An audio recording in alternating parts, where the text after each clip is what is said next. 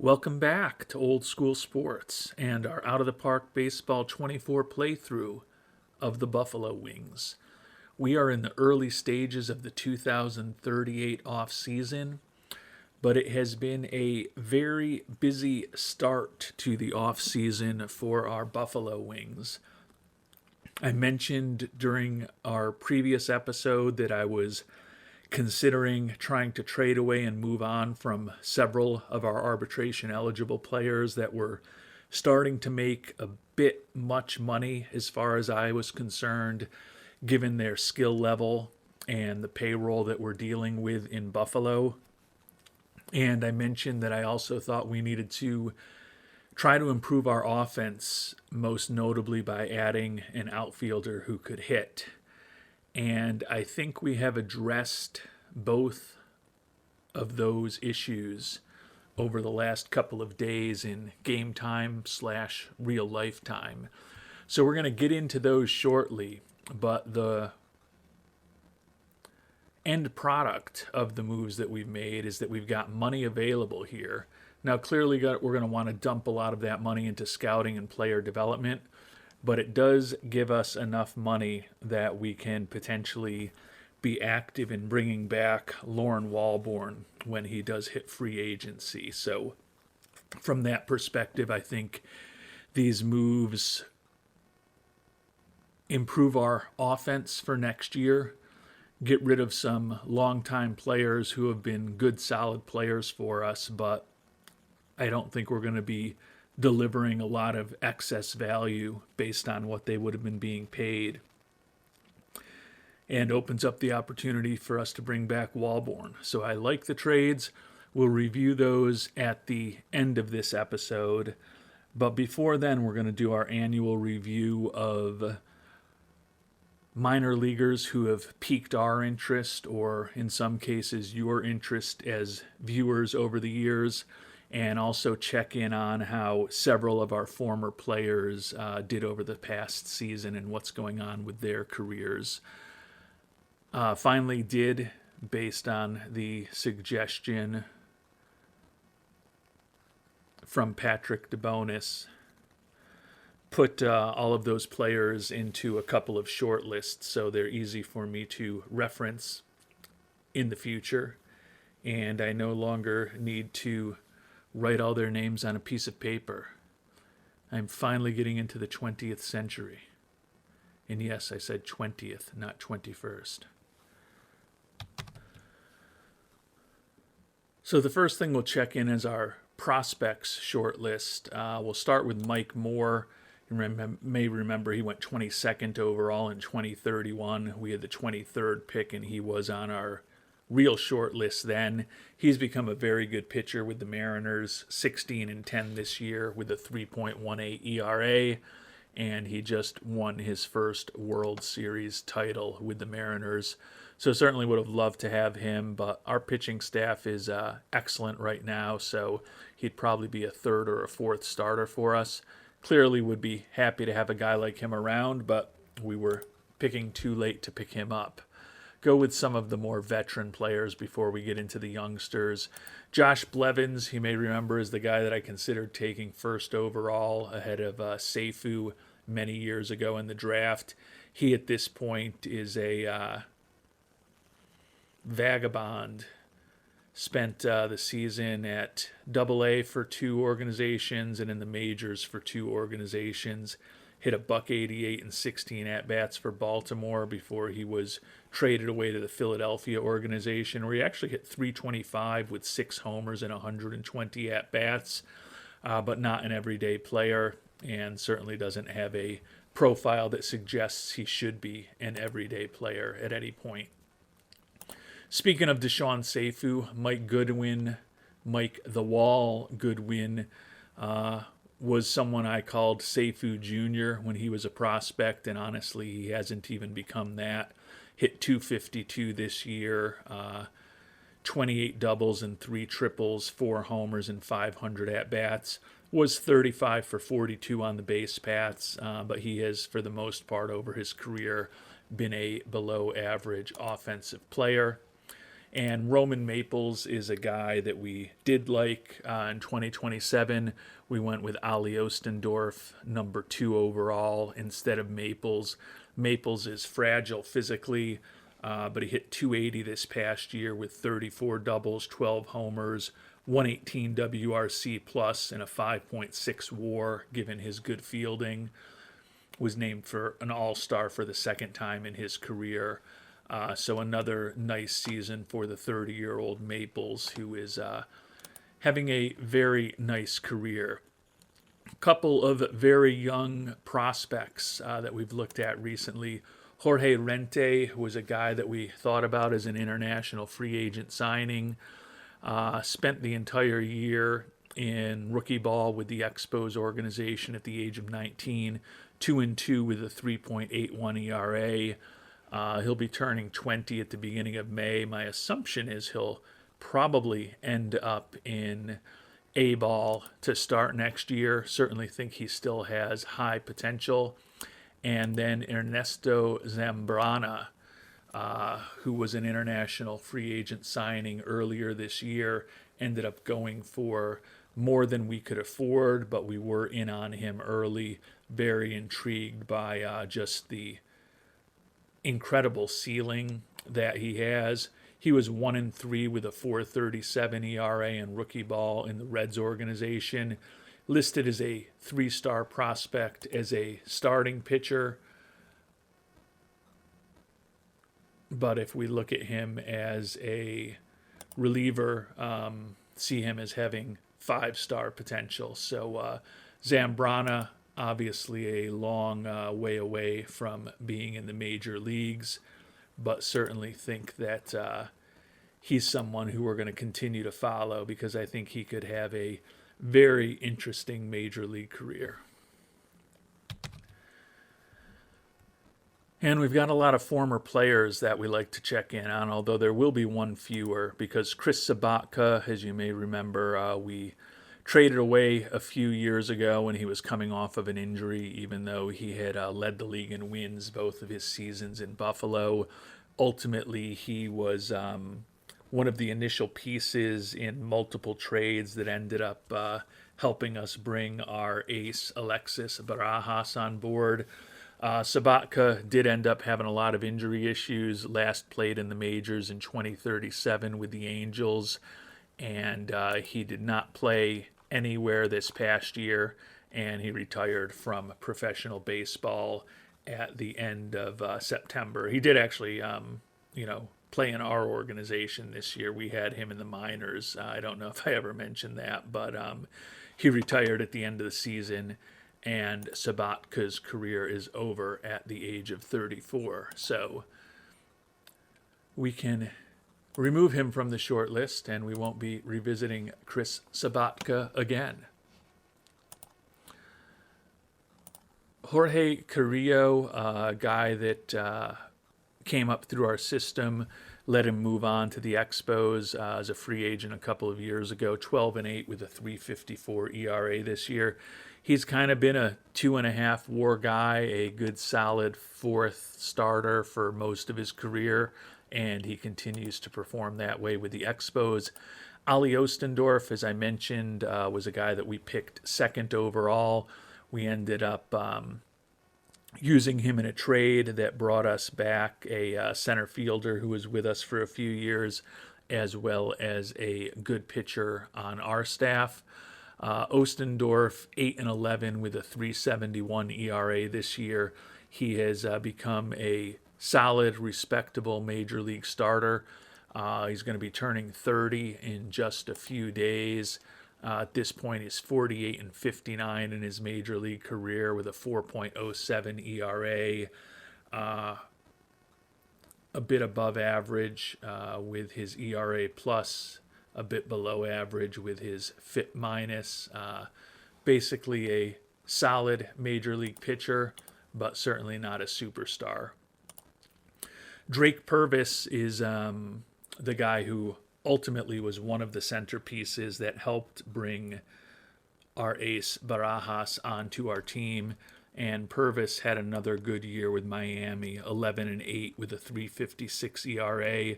Looks like he is kind of trending in a bit of a negative direction when you look at his ERAs and his WARs over the past few years, but still a good solid major league starter. We definitely prefer Barajas to him, though. Arturo Flores, a guy who was an international amateur free agent signing of ours, had big plans for him. He was one of the better prospects in baseball for some time. We always struggled to get him playing time, and he was a pretty average offensive player with us when he did play. Quite honestly, that's kind of what happened with the Angels this year. He did finally get to play every day. Had 29 homers and 80 ribbies and 613 at-bats, but the batting average was 235, struck out 201 times, and he was a completely average offensive player, slightly above replacement level. So I think it was probably the right decision to move on from Mr. Flores. Dave Zapp, a former first-round pick of ours, traded away a couple of years ago, or I guess it's 4 years ago at this point. Split the past season between AA and AAA. Looks like he is not a big part of Miami's plans at this point as a 28-year-old who didn't even play in the majors this year. Cam Collier went to Atlanta. He's kind of been putting up consistent Cam Collier seasons ever since we moved on from him, but he's been doing it for $24 million a year for the Braves. 247 average, 11 homers, 50 ribbies. Happy to have Atlanta paying him for that production rather than us. Last offseason, we moved on from Bobby Bolig. We needed to clear some salary room, which as some of you remember and like to remind me of regularly, we used to bring back the catcher Andres Medina in a move that was controversial with some viewers.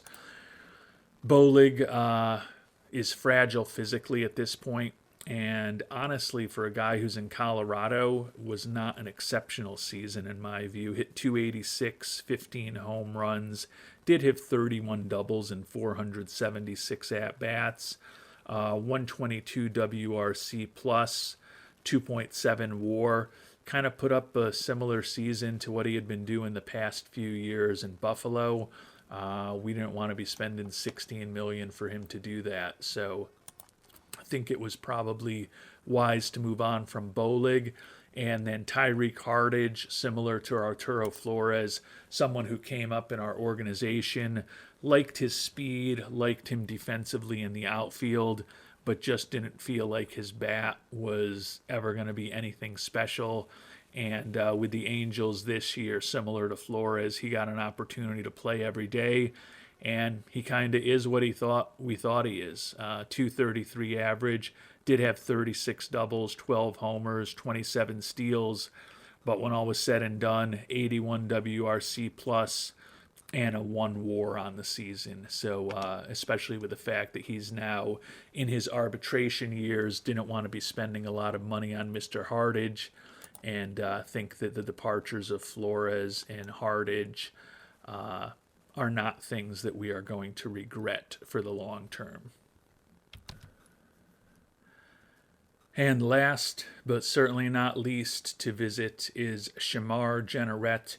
You may remember him as the great free agent signing. He was with us for only 3 years, but in those 3 years, we won 2 World Series titles, and Jenneret won 2 World Series MVP awards, as well as a regular season MVP award, while leading the National League in ribbies each of the 3 years he was with us. He had a player opt-out after year 3 of his 7-year contract with us. We were not brokenhearted when he opted out, given that his opt-out allowed us to bring back Deshaun Seifu. We knew it would hurt our offense, and we've come up short in the playoffs each of the last 2 years without him. Hopefully the trades that I've done will help replace some of the offense that we've lost with the departures of Jenneret and Bolig over the last couple of years. But in retrospect, I think Jenneret opting out and us not trying to chase after him and going after Seifu instead worked out. He still has the brilliant contact and brilliant home run power. Still is, according to our scout, a 5-star type player. Still loved by the fans and a great influence in the clubhouse. But he started, as he hits his mid-30s, to have some injury issues with Boston. He's now fragile in terms of his injury proneness.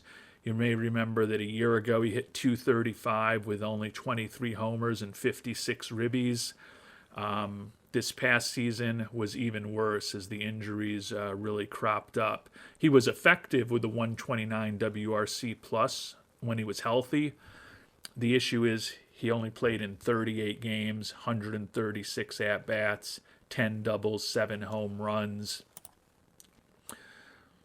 Missed some time to back tightness, and then he missed 4 months with a severe hip strain this year. So he seems to be breaking down a bit physically.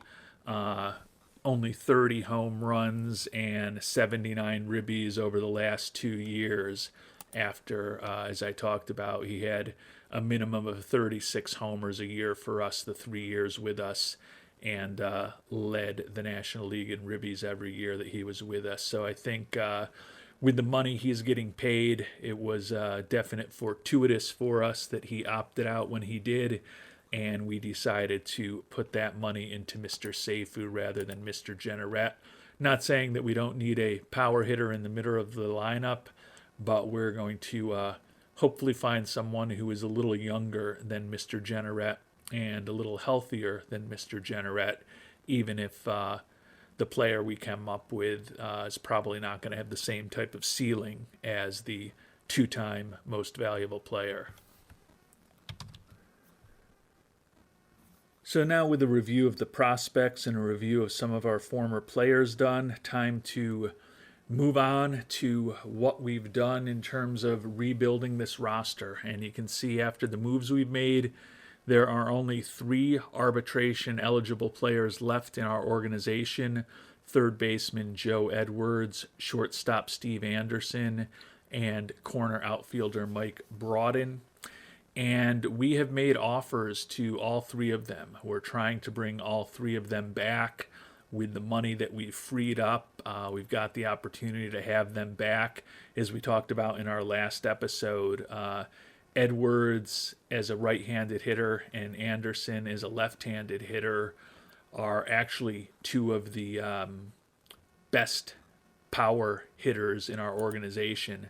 I'm not saying that that is a great thing when a guy who has 20 home runs and a guy who has 18 home runs are your second and third best home run hitters, but given that we want to have as much pop in the lineup as possible, felt that bringing Edwards and Anderson both back for at least 1 more year with us made sense, even though their numbers are getting a bit large as far as their salaries. And then with Brodin, he's a guy that we picked up in a trade last offseason. Had a bit of a disappointing year for us. Probably going to be moving to more of a 4th or 5th outfielder role for us with the moves that we've made. And we'll give him another chance to see if he can be a bit more productive. Didn't have a bunch of homers, but he did still end up 3rd on the team with 86 ribbies. So again, having Edwards, Anderson, and Brodin back are 3 important bats. The hope is that maybe those guys are kind of 4th and 5th-ish on the team in homers and ribbies going forward, rather than 2nd and 3rd in home runs in Edwards and Anderson, and 3rd on the team in ribbies with Brodin, with some of the other changes that we've made. And with that, we'll talk about the 3 trades that we have made over the last couple of days. The first one was getting rid of Cameron Johnson. We had picked him up in a trade with the Mets before the trade deadline. He was okay with us as a trade with Buffalo. Sorry, we picked him up in a trade with Seattle. We have now traded him to the Mets. He was okay with us. making $9 million next year, and the Mariners had only retained 35% of that, so we were going to be on the hook for close to $6 million for him.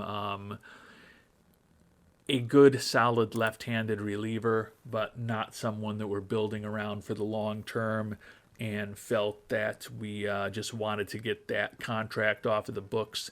There was very little interest in him. We picked up Chris Cinta, and Cinta is a guy who we just subsequently moved on from.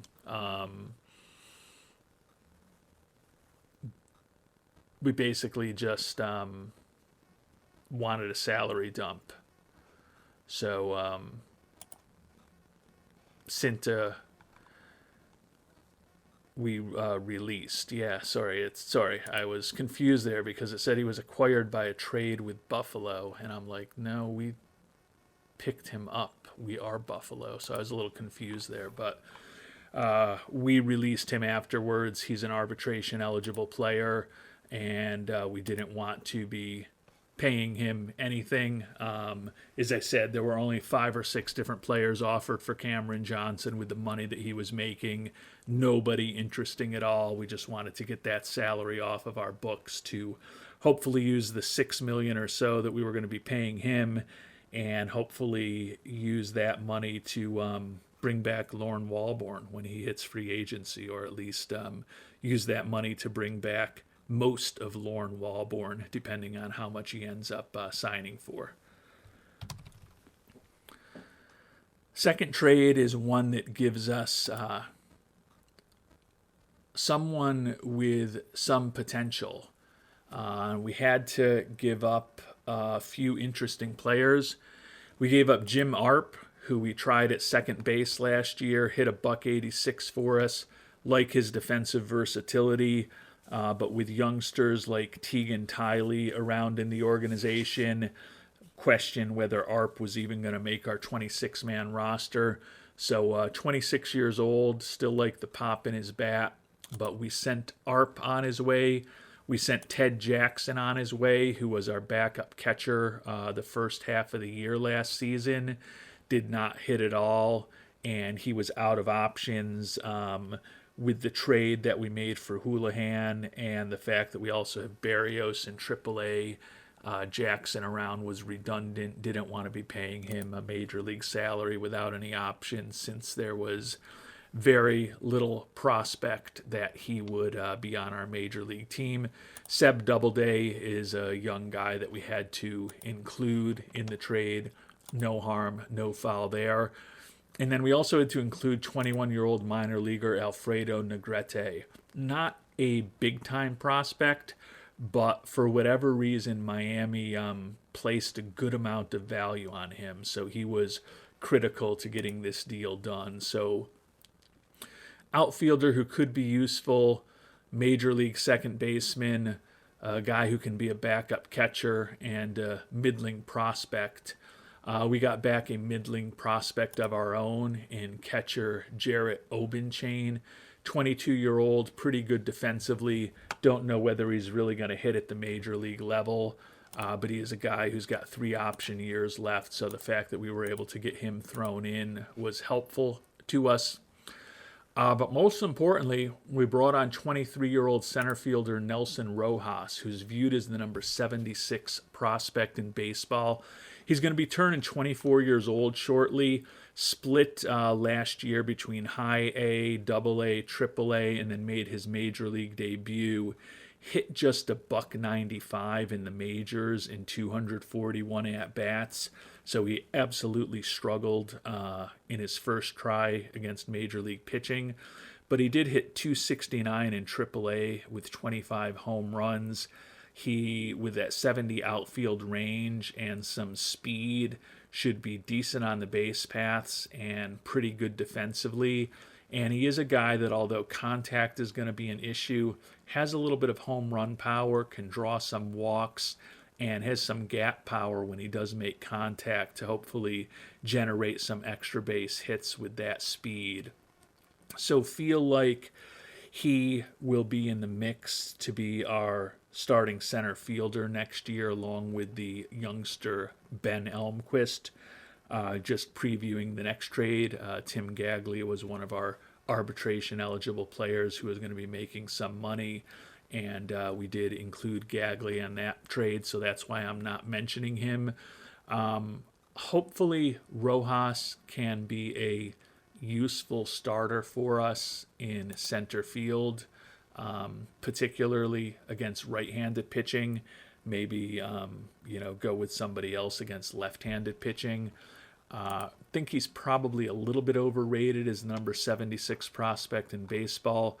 Obviously concerned about how he hit with Miami when he first came up this year. Would love to get him off the interstate, but felt like getting a guy who maybe is an answer for us in center field and does at the very least have the ability to hit some home runs while playing pretty good defense with that 70 range.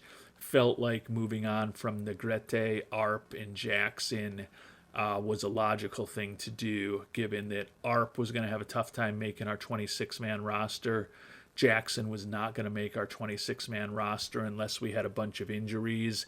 And Negrete, to me, is a fourth or fifth outfielder that Miami really liked for some reason. So being able to get a guy who's pretty young, under team control, making the major league minimum, and as I said, at the very least should be able to hit some home runs and play some decent center field for us.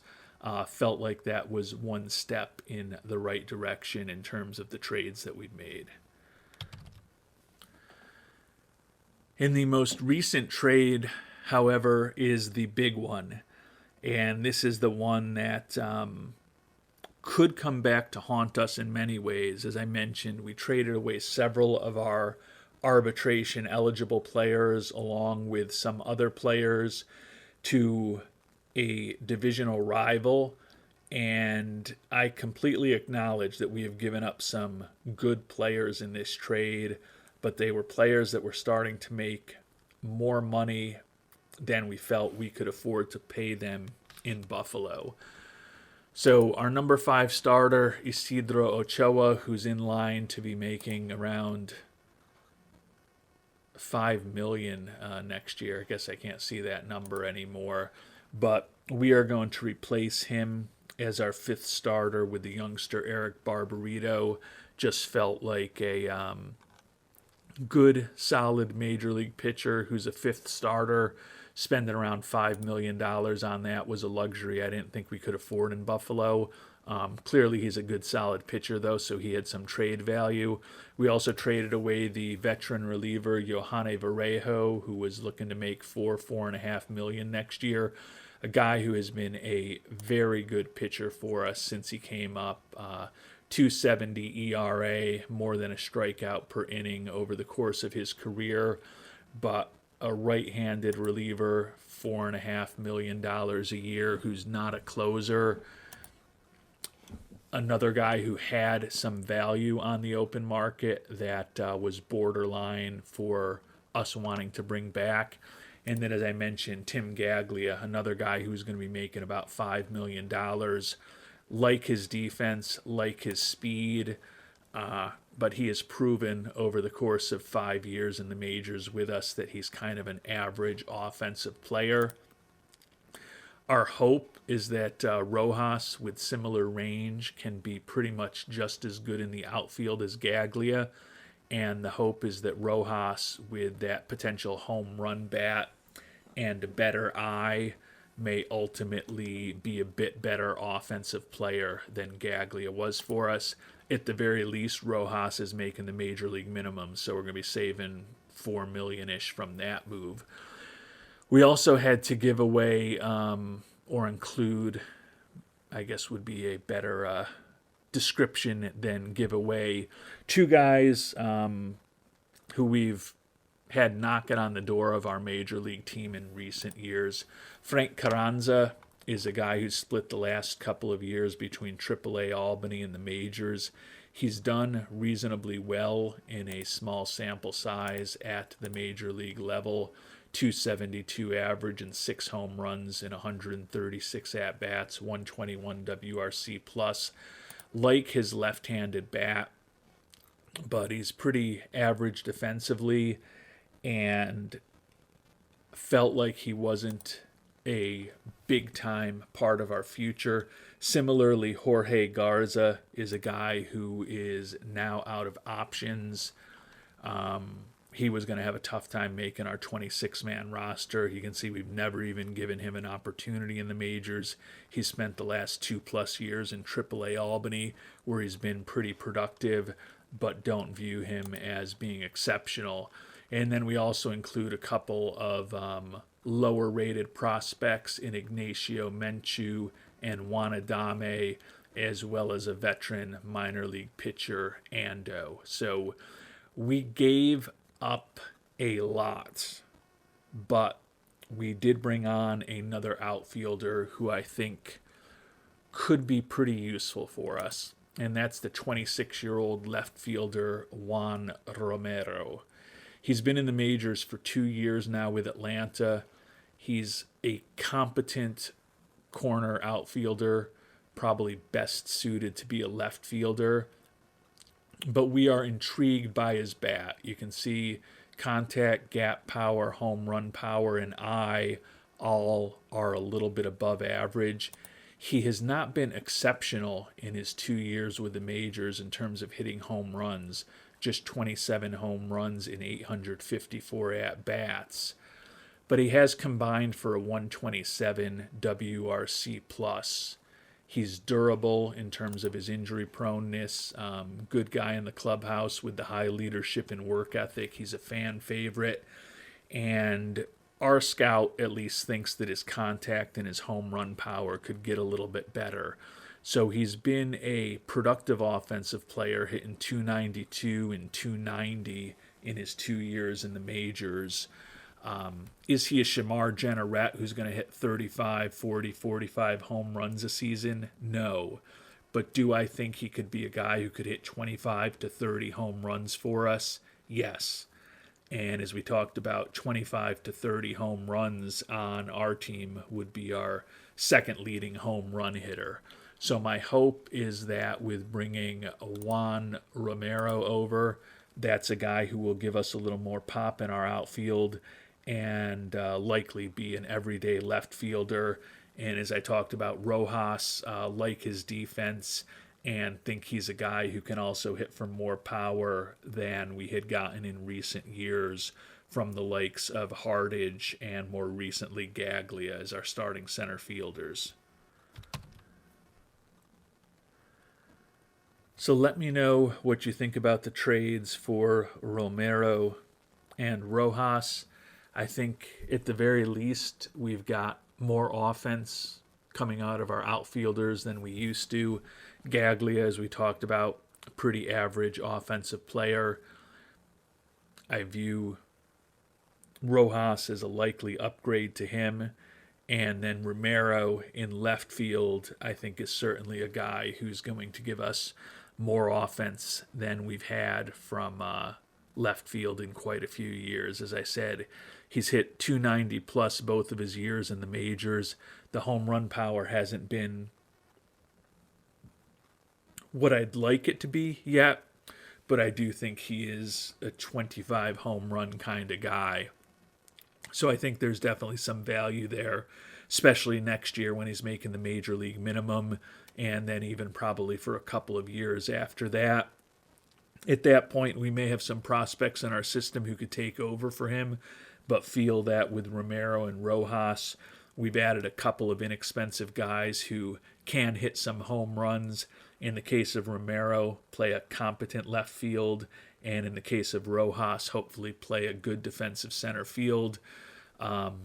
Ochoa, feel like we're fine replacing him with Barbarito. Barbarito's cheaper and younger. Gaglia, we're fine replacing him with Rojas. Rojas is cheaper, younger, and potentially more pop in his bat.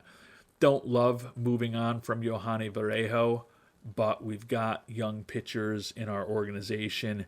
Just felt that another middle reliever making $4.5 million a year was a luxury we couldn't afford, and Vallejo was a key piece to getting the deal for Mr. Romero done. So we've admittedly given up a lot of talent, and as I said, we've given up a lot of talent to a team that is in our division in the Braves. Now, the Braves were 30 games behind us this year. I don't think those moves that we've made are going to let them close that gap.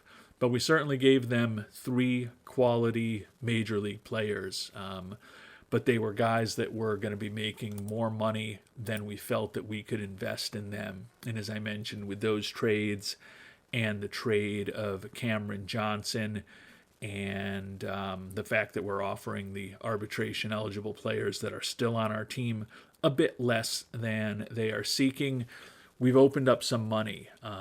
Again, most of that money is going to go into scouting and player development, but we will have the option when we do get to free agency